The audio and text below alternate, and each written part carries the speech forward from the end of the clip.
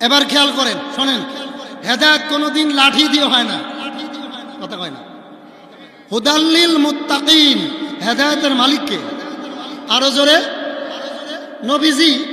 এই যে এই একটা লোক আমার সামনে এসে বসছে, চেয়ারে বসছিল না, আজ খোদা কা হি মে তৌফিক আদব বিআদব মাহরুম গাছ আজ ফজলে রব। যার আদব নাই, খোদার কসম তার প্রতি রহমত নাই। কত বড় বড় হুজুর দেখছি আমার সাথে লেখাপড়া করতে, 1 নম্বর ছাত্র, বেয়াদবির করার কারণে রিক্সা চালায়। আর আমরা এত ভালো ছাত্র ছিলাম না, আদব ছিল, হাজার হাজার মানুষের সামনে কথা বলা, ঠিক কিনা? তো আমি আপনাদের সামনে একটি সূরা তেলাওয়াত করেছি। সূরাটার নাম কি?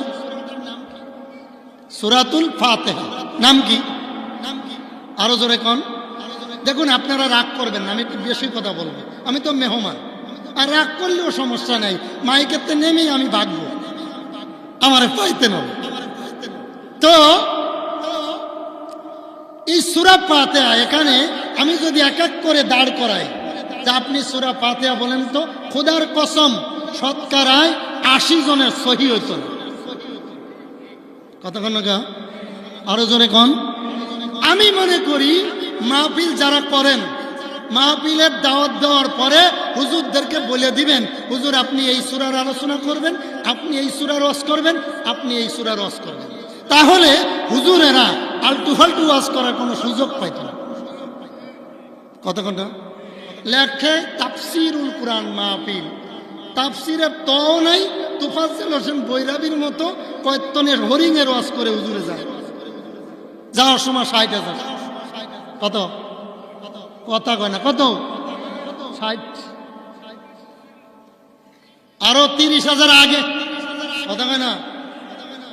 আসার পরে ওয়াজ নাই, এতে ওহাবি, এতে চুন্নি, এটা তাহিরি, এটা তারিকি, এটা সাইদি, এটা যুক্তিবাদী, ওয়াজ শেষ। আমি করলাম কি, আপনি পাইলেন কি?